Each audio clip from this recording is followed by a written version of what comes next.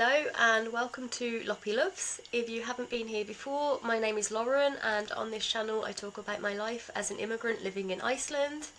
Today's video is going to be a Q&A about living in Iceland, so I'm answering some of your questions and there's a lot to get through, and some of these questions go back 6 months, so there is a lot of questions to get through today.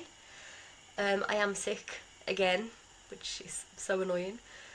So I am losing my voice a little bit, and I hope that you can all understand me properly. Yeah.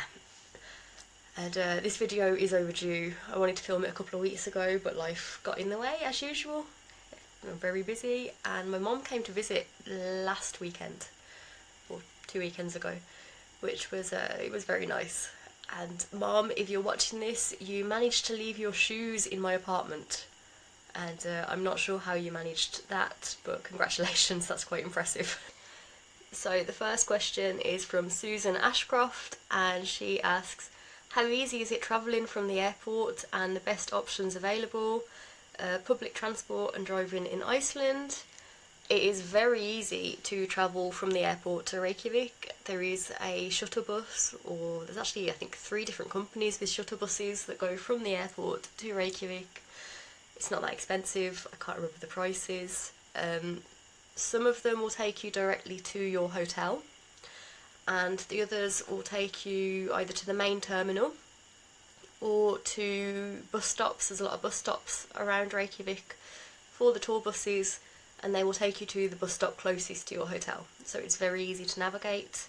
Public transport within Reykjavik I think is not bad. Some people will disagree with me, but don't expect it to be as frequent as like a big city in the UK, but they're frequent enough.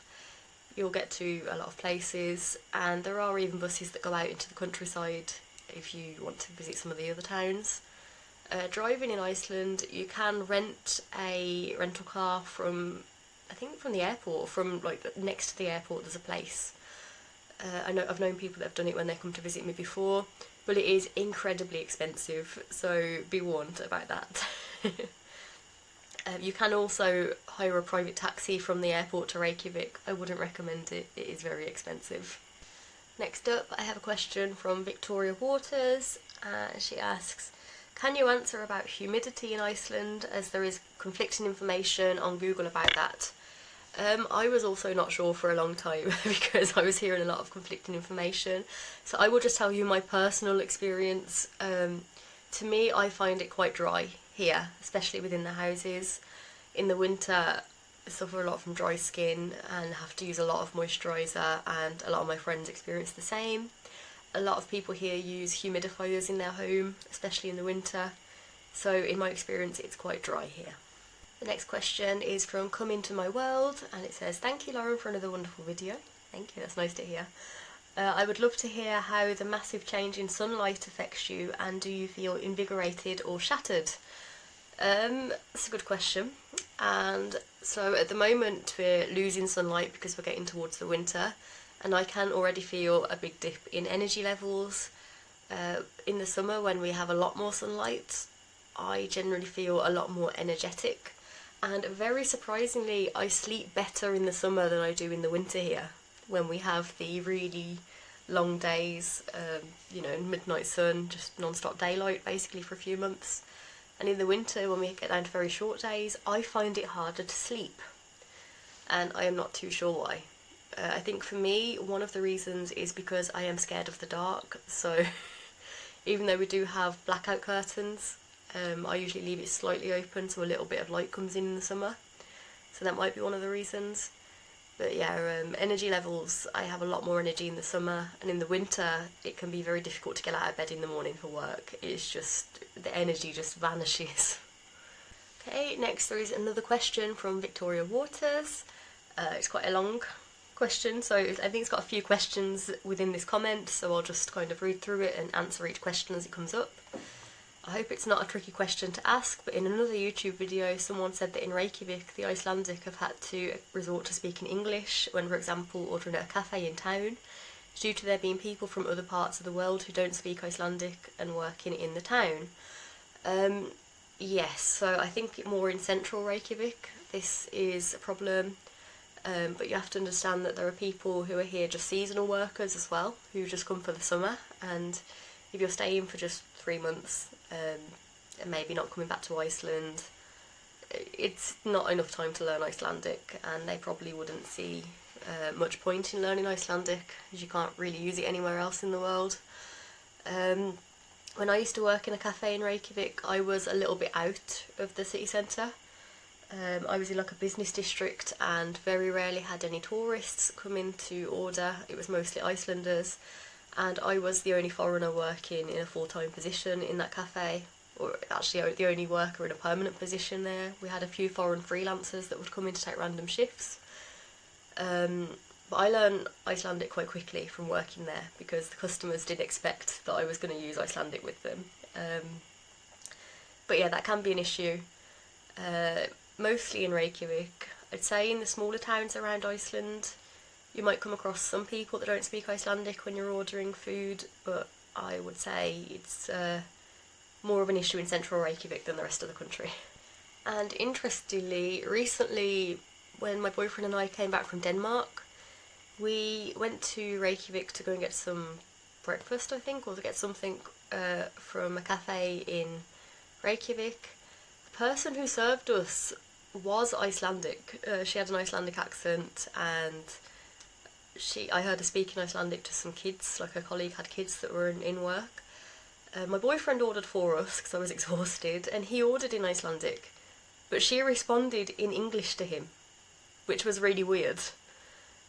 So I don't know what went on there, but yeah, it was very strange. And then Victoria goes on to say, also from another YouTube video gathered that even when someone with good intelligence has been in Iceland a long time and been trying to speak the language, they still struggle to speak it.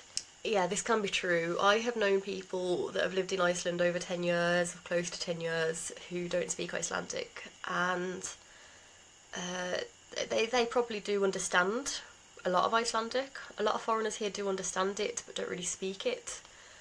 And I think a lot of the time it comes down to fear of speaking it as well, and fear of making mistakes. I did go through this when I was working at the cafe, but I had to just push through it, and I was able to push through it and get to the other side of it. But it is terrifying, and it is sometimes because of the reaction that you get. So some Icelanders will switch immediately to English if they hear that you're speaking with a foreign accent, and some don't make you feel good if you try. Like, for example, I once had someone, when I was working at the cafe, I took the order in Icelandic. Well, I went to take the order in Icelandic, and this guy just told me in English. He said to me, "Don't you dare try to speak my language with a foreign accent," which was horrible. And the irony of that was that he was telling me that in my native language with a foreign accent. Yeah, so I think if people have a few experiences like this, it can really make people scared to try again. And that is a big issue, I think, with people not speaking Icelandic. They just get a bit scared about it. And the comment goes on to say, "I understand that obviously the further from the main town Reykjavik you go, the more you will have people speaking only Icelandic. I have read statistics that said that it's mainly Polish immigrants that make up the most immigrants in Iceland, followed by the Danish, etc. and would imagine not many British now due to Brexit. So I was wondering how this would change the language mainly spoken in Reykjavik. Do they, for example, resort to speaking English for that reason?" I think that in Reykjavik the main problem with people ordering in English in cafes is just the fact that a lot of these jobs are filled by foreign workers. Some of them are seasonal workers, and they haven't learned the language. I don't think many Icelanders will automatically order in English. I might be wrong on that. That wasn't my experience when I worked in Reykjavik, but like I said, I worked a little bit at the centre. Yeah, so I think that it's more that they will order in Icelandic, the person doesn't speak Icelandic, so then they switch to English. And yeah, it is a shame that not more people speak Icelandic, or I don't want to say make the effort, because I think a lot of it is just fear of it.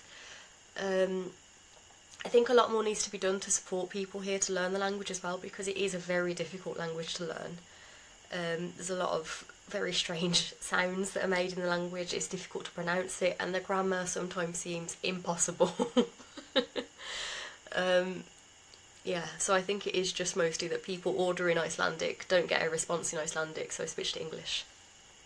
And it probably is the foreign population that are the cause of that, but also tourism in Reykjavik. We have a hell of a lot of tourists that come and obviously don't speak Icelandic, so maybe some of these cafes get more tourists than they do native Icelanders visiting them. It's just a thought. This next question is from Good Luck Ahirmir 4710. Not sure if that's pronounced properly, I'm sorry if it's not. They said good content, thank you. What is the average salary for students, master degree students, and what is the job opportunities for non-EU citizens? So for students, I didn't go to university here, so I don't know, but I do believe that there is a limit to the amount of hours you're allowed to work as a non-EU student coming to Iceland. Not 100% sure, but I think there is a rule on that. I'm not sure about the average salary, it just depends how many hours you work, what you're working in, you know, it really depends. And job opportunities for non-EU citizens, I think you can do seasonal work in industries that are desperate for staff and really need people to come from abroad and can't attract enough EU people. So there is one place in Selfoss that I know of, and that is the local abattoir. They often have people from around the world. A lot of people from New Zealand, apparently, like the complete opposite side of the world, come to work in slaughter season, which is happening at the moment, and they stay for a few months. And then the other way to get a job here is if you're a very skilled and experienced person in your profession, you can get hired by a company here who needs your education, but they have to prove that they have searched within the entire EU and couldn't find a more suitable candidate than you. So it is a difficult process to get a working visa here for that. But I've never had to go through it, so I can't give more information than that, I'm afraid. Next we have another question from Jessie Corey, and this was about the eruption in the summer, but this eruption has happened for 3 summers in a row, so I'm sure it will happen next summer as well for the foreseeable future.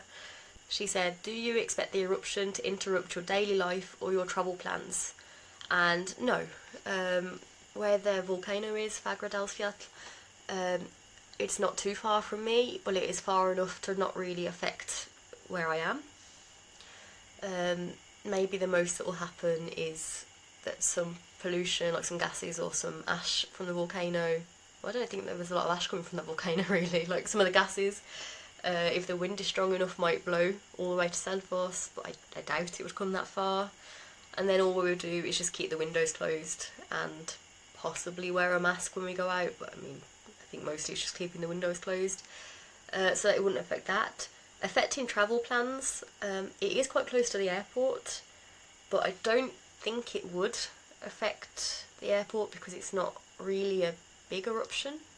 It is the only eruption that has happened since I've lived in Iceland, so I don't know, but it hasn't affected travel plans to date, so I don't think it would if it happened again next summer.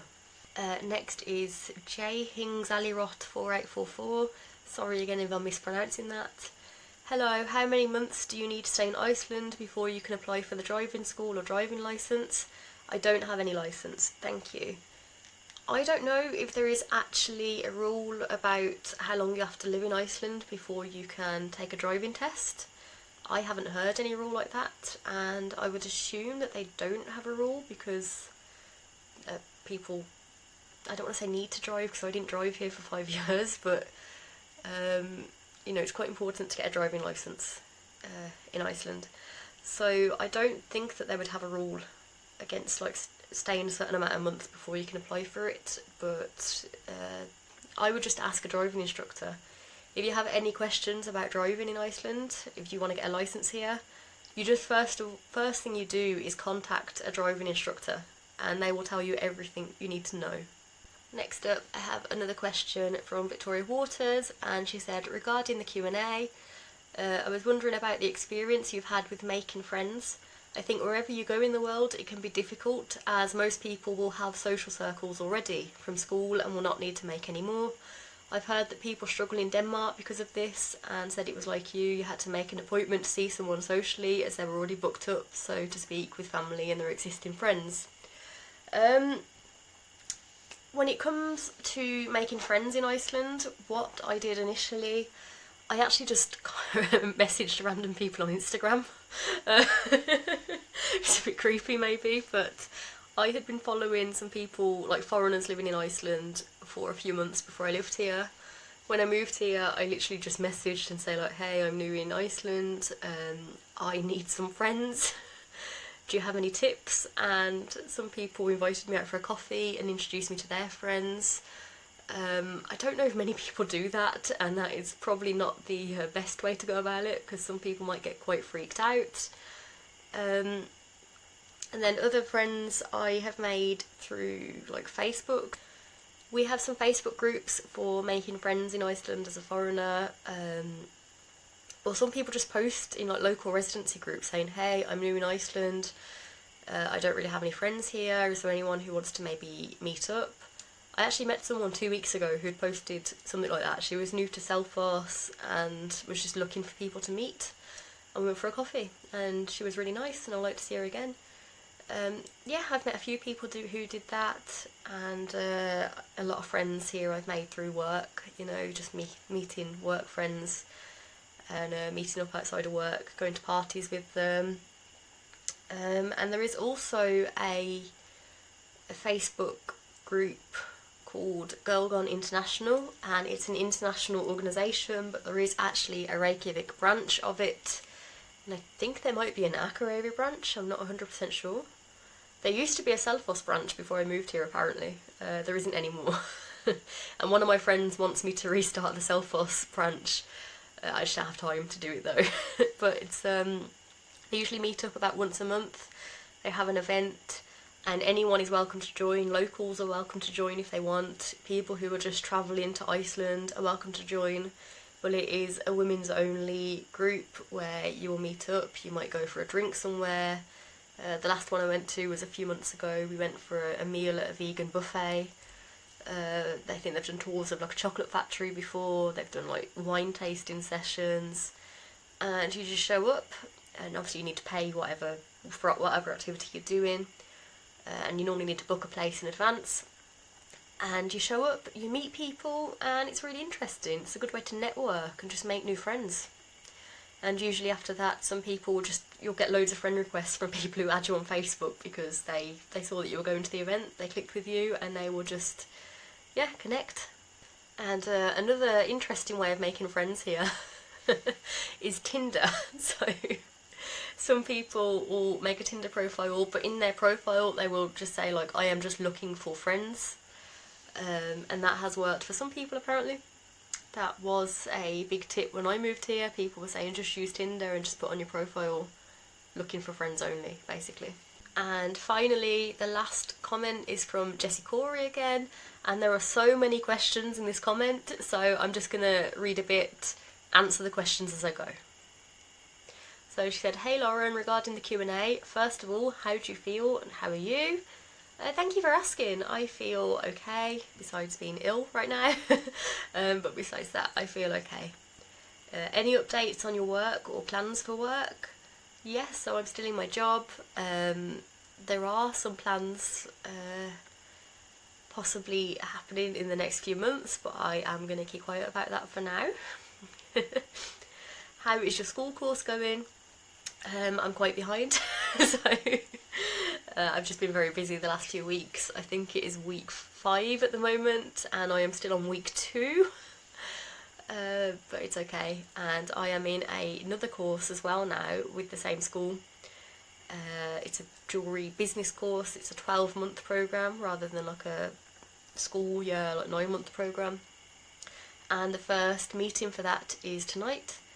My boyfriend is also in the same course as that one, and we are in the same tutor group, so we both have our first call tonight. We'll meet our teacher tonight. She says, how is your jewellery business? It is okay. Some exciting news with that. A few days ago I had a meeting with my accountant, and It is currently in the process of being registered as an EHF business, EHF, which is a limited company.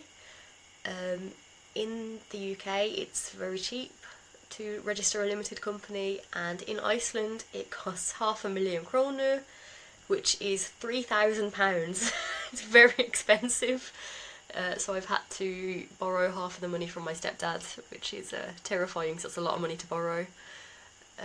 But hopefully it will work out, and big step, very scary but very exciting at the same time.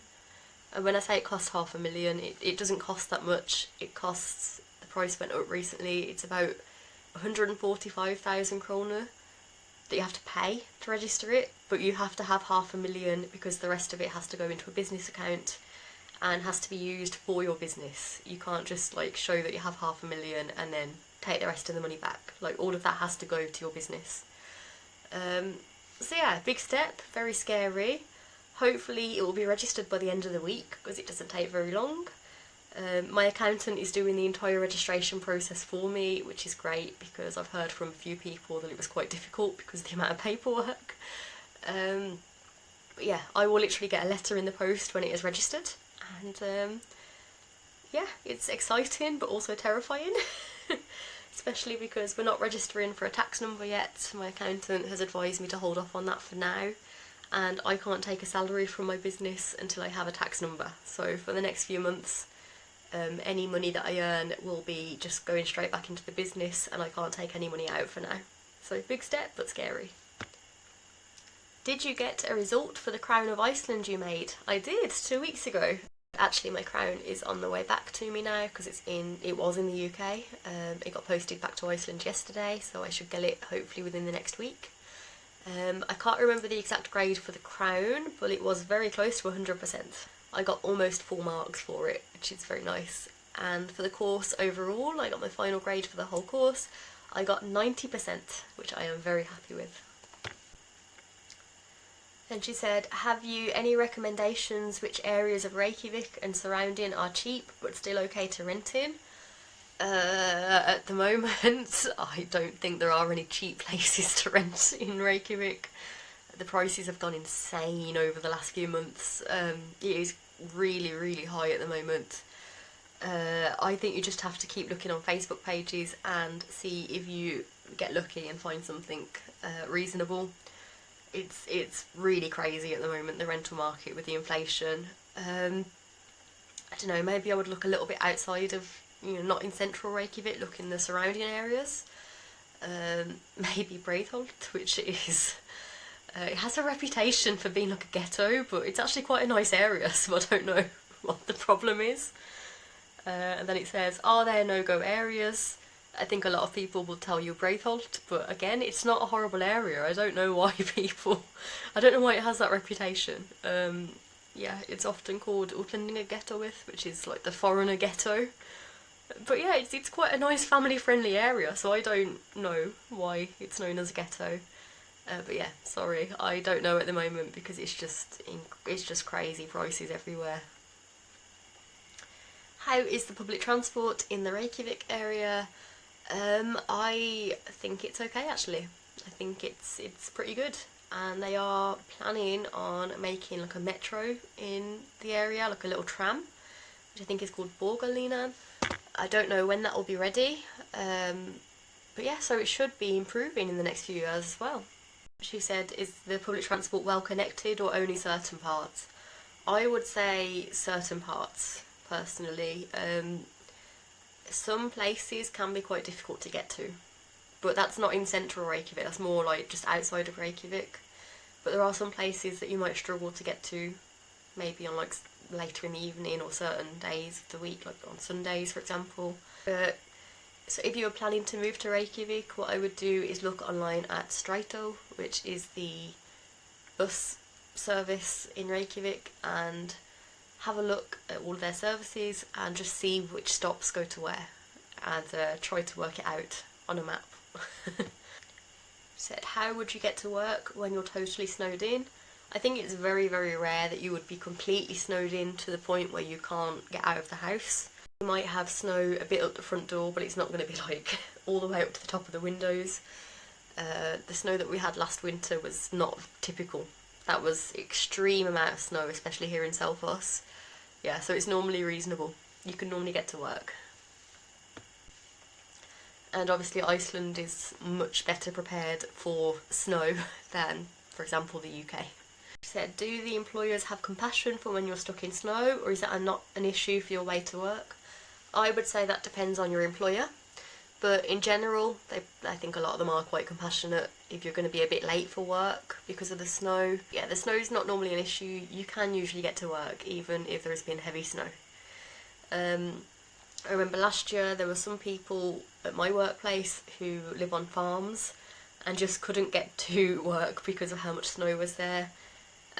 We just ran with less staff. You know, they understand, because in some extreme weather like we had last year, you know, even some of the managers won't be able to get in sometimes. And some people even came to work on their tractors because it was the only way they could drive in the snow. It was quite funny. Would you consider doing a live Q&A? Yes, I nearly did this Q&A as a live one. But I think I can sometimes struggle with stuttering a little bit when I'm recording this, and sometimes my brain is not working at full capacity, and it takes me a while to think of the answers. But yes, maybe the next Q&A will be a live one. Maybe, I'm not promising that. How do you spend your weekends? I have quite a boring life, so I don't go out very much, especially in the winter. I am usually making jewellery in the workshop because I have a full-time job. I'm in school. I also need to still work on my business. So yeah, I'm usually in my workshop. In the summer, I will try to do some trips, you know, to go and see places. In the winter, a lot of people aren't really doing anything social, you know. It's mostly just like home reading, maybe knitting, maybe sewing, just doing some kind of craft. Yeah, just enjoying the cosy season of being at home, mostly. Do you often go on trips in the countryside, and do you like bathing in springs? The only time that I have bathed in a natural spring in Iceland was my first summer when I did a hike in the next town called Reykjadalur, and that is the hike up to the hot river. I have wanted to do it ever since, again. I have just never gotten around to it, and it was very nice. I would love to bathe in more hot springs. I just don't go out that much. And as for going out into the countryside, I live in the countryside, so yes, I am always in the countryside. So Selfoss is the biggest town in the south. It is not a very big town compared to other countries. And even if I go for a walk, I can go to the outskirts of town, which is just like fields and, you know. So yeah, even if I drive literally just 5 minutes out of town, I'm in the countryside. So yes, I do go for quite a few country drives, especially in the summer, even in the winter sometimes. And it's not that far for me to get to a waterfall. There is a waterfall that's maybe like 15-minute drive from here called Foss, and we like to go there sometimes. Even in the winter, we go in all seasons. And sometimes we'll just go to the bakery, get some snacks, just drive up to the waterfall and have breakfast or a snack by the waterfall. Yes, so yeah, going to countryside quite a lot because I am always in the countryside. Can you share the best online resource for learning Icelandic and for looking up Icelandic vocabulary? Yes, I can share what I use and what works for me. So I do use a few apps. So I use Bluebird Icelandic, Memrise, Drops. Drops is really good. Drops is really good for improving your vocabulary. Yeah, so those are like some apps that I use. And then as for websites, there is Icelandic Online, which I think is provided by the University of Iceland. And that was the first place that I started learning Icelandic. They have some courses. Every few years I will go through and do all the courses again, and I always manage to learn something new, you know, even from the beginners courses. And as for other resources, there are some Icelandic books that all of the schools use called Íslenska fyrir alla. I think there are 4 books. and they are all actually available for free online, which is quite funny because they're not that cheap if you go to a shop and buy them. And I think the website is Tungumaulatorg. I don't know if it's .com or .is. I'm going to guess it's .is, but I'll write it down in the description below. So you can get all of the books there. They also have the listening exercises, like they have the audio for that on the website. Yeah, so you can just print out the pages for the books if you want. But they're good because that's literally what all the schools use here. And then I found one literally last week for learning new vocabulary to practice with my friend, because we are both going to do our Icelandic citizenship exams in November, which is exciting and a bit scary. And that is flashcardo.com.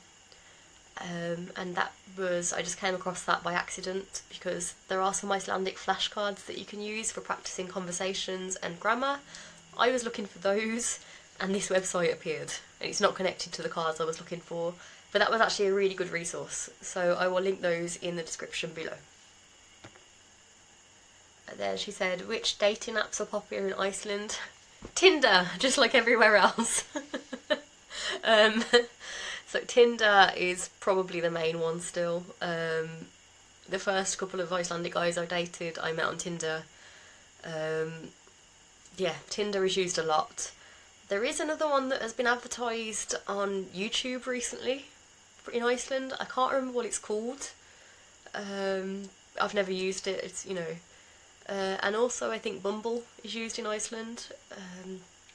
But I think Tinder is definitely the main dating app.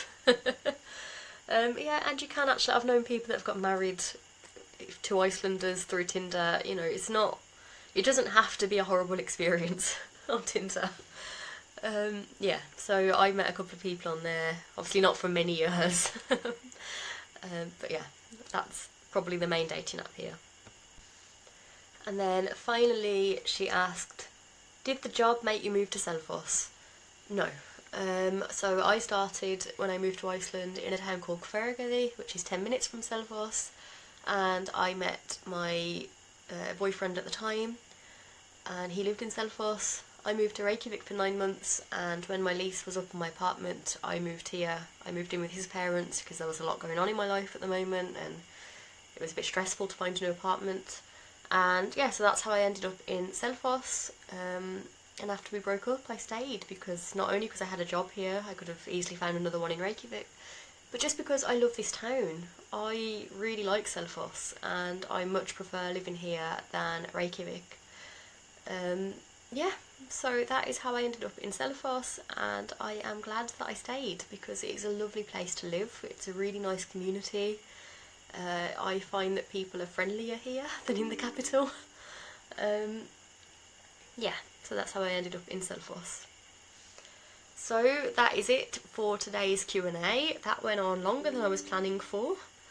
I do have a video, a fun Halloween video planned, so keep an eye out for that. And I will see you in the next video. Have a lovely day. Bye!